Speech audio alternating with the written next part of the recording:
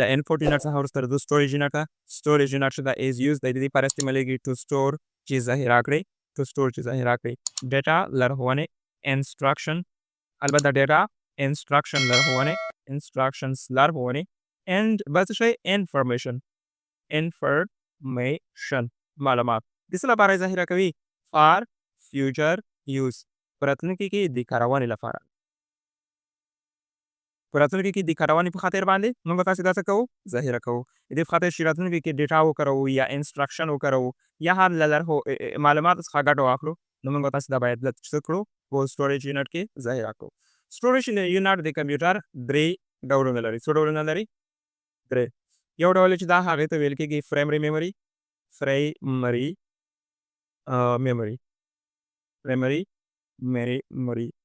دوهم ډول د کمپیوټر د سټوریج په څه نوم باندې یادېږي پرماننت میموري او دریم ډول د کمپیوټر د میموري یا د سټوریج څه نومېږي ایکسټرنل or helping or secondary memory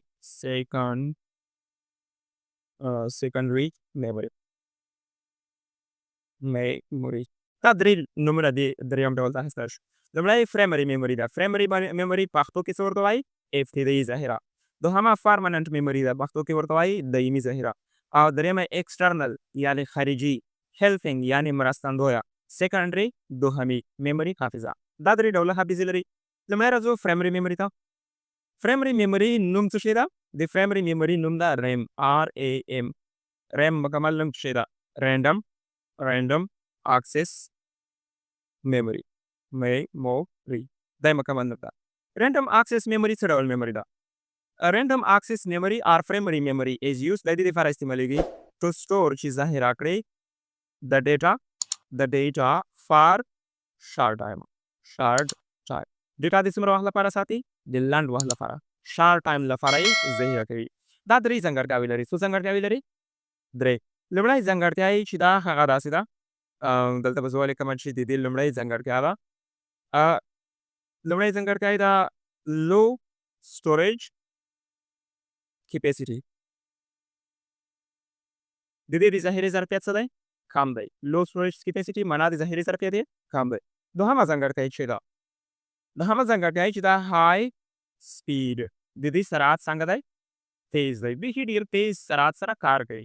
او دریمه ځانګړتیا یې عبارت د لا څه شي څخه سټور ذخیره کوي ډیټا معلومات فار شارټ ټایم معلومات د څومره وخت لپاره ذخیره کوي د کم یا د لنډ وخت لپاره ذخیره کوي دغه درې ځانګړتیاوې لري راځو پرماننت میموري ته پرماننت میموري نوم په کمپیوټر کې څه دی روم دی څه دی روم مکمل نوم څه شی ده د روم مکمل نوم دی ریډ آنلی میموري د روم مکمل نوم څه ده ریډ آنلی میموري یعنی یوازې د لوستو وړ حافظه دلته اوس وګورئ موږ تاسې یوه اصطلاح وویله لوستل یعنی ریډینګ اوس په حافظې کې ریډ څه معنا په حافظې مطابق په کمپیوټر کې موږ داسې دوه اصطلاحات لرو چې یو ته وایي ریډ او بل ته وایي رایټ تاسې راشئ لومړی ریډ او رایټ وپېژنئ ریډ اینډ رایټ موږ تاسې په عادي شکل پېژنو چې ریډ ویل کېږي لوستلو ته چې کله یو چا یوه لیکنه کړې وي هغه موږ تاسې مطالعه کوو لولو وي دې ته وایي څه ریډ او کله چې یو سپینه صفحه راواخلو په هغه کې لیکنه کوو دې ته وایي رایټ مګر د حافظې مطابق شی دی کله چې په یوه میمورۍ کې په یو سټوریج کې معلومات ثبت دي ته دا حافظه یعنی دا سټوریج راواخلې چې کوم معلومات په دې کې دي دغه ته وګورئ ویډیو ده یا تصویر پکې ده یا مثلا لیکنه پکې ده د هغې کتنې ته څه وایي ریډ څه ورته وایي ریډ او په یو حافظې کې د معلوماتو ثبت کونې ته رایټ وایي یو حافظه ده فلش دی مثلا یا میموري کارت دی یا هارډ ډسک دی دا دې کې یوه ویډیو یو اډیو یو ټکسټ یو میوزیک دا دې پکې ثبت کړ دې ته وایي څه رایټ موضوع مو زده شوه یا په بل اصطلاح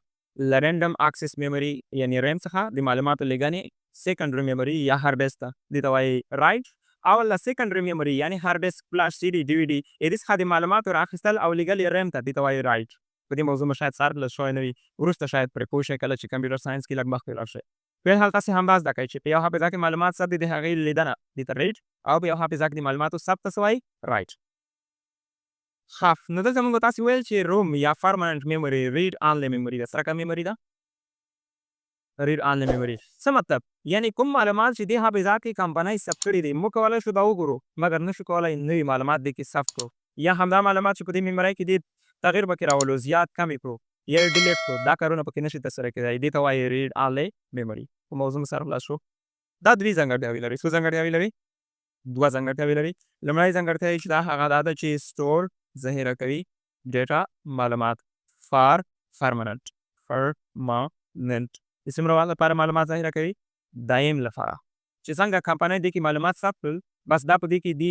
دی تر هغه چې ته ژوندی وي او دا حافظه وي چې دا حافظه تا سره وي ماته کړې دي نه وي دا معلومات پکې وي پرمننټ دایم لپاره پکې یو خبره خو به نه کېږي دوهمه ځانګړتیا چې ده دوهمه ځانګړتیا یې دا ده چې ناټ چینجبل د تغیر وړ نه ده نه پکې معلومات زیاتېږي نه پکې کمیږي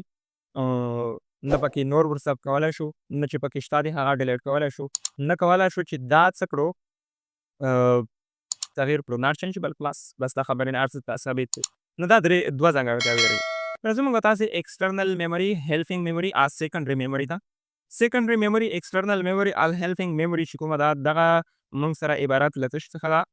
د کمپیوټر له هارډ ډیسک څخه هارډ ډیسک دا هیلپینګ میموري ده هارډ ډیسک معمولا خلک ورته HHD هم وایي کله کله HHD هارډ ډیسک او په دې هارډ ډیسکونو کې یو ډول نور هارډ ډیسکونه چې دي هغې ته SSD وایي SSD مکمل نوم چې ده سالډ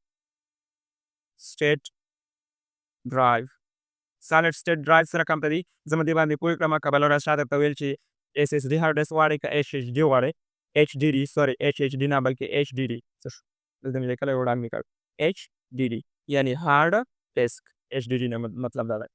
نو تاسې باید پوه شئ HDD چې دي دا یو رقم هارډ ډیسکونه دي چې پخوا زمانې څخه را دې خوا ته استعمالېږي میګنیټک ډیسک ورته ویل کېږي مقناطیسي ډیسکونه دا نسبتا کمزوري دي او دا ډېرو برخو څخه جوړ شوي دي مختلف پلیټونه سرکلر پلیټ سره یو ځای شوي دي دا هارډ ډیسک ترې جوړ شوی دا ډېر حساس دي که تا دا هارډ ډیسک راواخیسته دلته یې په ځمکه وغورځوه امکان دې شته چې کومه ډیټا په دې کې ده هغه هم له منځه ولاړه شي هارډ ډیسک هم خراب شي بیا کار ونه کړي مګر SSD چې دي دا بیا یوازې یو کوچنی برخه ده یو اوسپنیزه برخه ده برقي برخه ده یعنی مختلفې برخې نه دي سره یو ځای شوي یوازې څو برخې دي یو داسې نه ده چې ته یې راپلاس کړې یوه برخه ځان ته کړې بله ځان ته مووینګ پارټس نه لري نو مووینګ پارټ سالډ سټیټ ډرایو لکه فلش چې دا د کمپیوټر د فلش نه دی دا پخپله یو سالډ سټیټ ډرایو دی میموري کارډ لیدلی مو دا نری میموري کارډ دی ډېره ډېټا 2 GB 4 شپېته ډېره ډېټا پکې ذخیره کولی شو هغه هم یو سالډ سټیټ ډرایو دی ته کولی شو میموري کارډ فلاس راپلاس کړي یو برخه ته یو خوا بله برخه کې نه ټوله یو ده نو داسې هم دغه کوم هارډ ډیسکونه چې دي SSD چې ورته وایي سالډ سټیټ ډرایو دا یوازې یوې برخې څخه جوړ شوي دي ډېر کوچني دي ډېر تیز کار کوي او ډېر څه دي مقاوم دي او HDD هارډ ډیسکونه چې دي دا نسبتا آسان دي د بیې له مخې SSD هارډ ډیسکونه بیا په بیه کې څنګه دي یو څه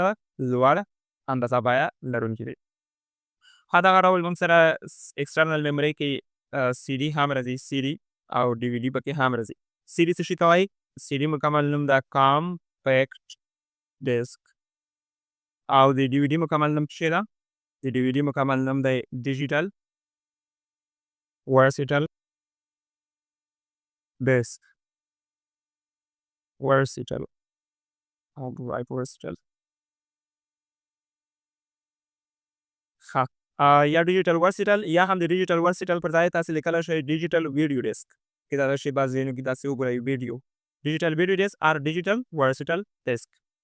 نو دا د DVD مکمل نوم دی دې تر څنګ دې کې موږ سره فلاش میموري هم دی فلاش میموري دا هم سیکنډري میموري کې راځي دا ډول SD کارډونه هم پکې راځي SD کارډس ته موږ داسې چې موبایل کې کاروو او ډېر نور هم په دې کې چې لري شمولیت لري دا 5 ځانګړتیاوې لري ایکسټرنل میموري څه ده څو ځانګړتیاوې لري 5 خاص موږ تاسې د پرایمري میموري څو ځانګړتیاوې وښودلې 3 او د سیکنډري د پرمننټ میموري مو څه وښیالې 2 د ایکسټرنل میموري لپاره دغه 2 او 3 ځانګړتیاوې راواخلئ معکوس یې کړئ دا د ایکسټرنل میموري ځانګړتیاوې دي لکه زه تاسې پوه کړم په پرایمري میموري کې موږ څه وویل لو سټوریج کیپیسټي یعنې د ذخیرې ظرفیت څه دی کم دی د ایکسټرنل میموري د ذخیرې ظرفیت څه شی ده زیات دی وایو چې های سټوریج کیپیسټي د ذخیرې ظرفیت څنګه ده ډېر دی دوهم موږ ویل چې های سپیډ پرایمري میموري سرعت څنګه دی تیز دی کنه مګر د هیلفینګ میموري سپیډ چې دی هغه څه دی لو دی لو سپیډي نسبتا ورو دی. دریم موږ تاسو ویل چې سټور ډیټا فار شارټ ټایم د څومره وخت لپاره معلومات ساتي لنډ وخت لپاره مګر دلته وایي چې سټور ذخیره کوي ډیټا معلومات فار لانګ ټایم د څومره وخت لپاره معلومات ساتي د زیات وخت لپاره. نو دا زیات وخت بیا په یوزر پورې ډیپینډ ده لکه دا لیکنه اوس ما کړې ده زه ځان سره ثبت کړم سبا یې ډیلیټ کوم بله ورځ ډیلیټ کوم کال بعد ډیلیټ کوم نه یې ډیلیټ کوم لانګ ټایم اوږد وخت دی نو څومره وخت چې ده دا د درې ځانګړتیاوې معکوسې دي هغې راشه دوې ځانګړتیاوې د دې د سټور ډیټا فار پرمننټ دیم لپاره معلومات ساتي که نه ساتي ساتي که نه مګر زموږ ستاسې سیکنډري میموري چې ده هغه د دیم لپاره معلومات نه ساتي بلکې ډیپینډ چې ده ډیپینډ آن یوزر خو استعمالونکي پورې اړه لري 2 ساعته بعد هم ډیلیټ کولی شي 10 کاله وروسته هم ډیلیټ کولی شي څومره چې ته ساتي هغه هغومره پکې وساته او دلته موږ وویل چې ناټ چینجبل د تغیر وړ نه دی مګر سیکنډري میموري څنګه ده د تغیر وړ ده ته کولی شي سیکنډ میموري کې تغیرات وکړې چینجبل دا د تغیر وړ ده. ښه نو دغه درې موږ سره دا پنځه موږ سره د چا ځانګړتیاوې شوې د سیکنډري یا د هیلفینګ یا د ایکسټرنل میموري ځانګړتیاوې شوې.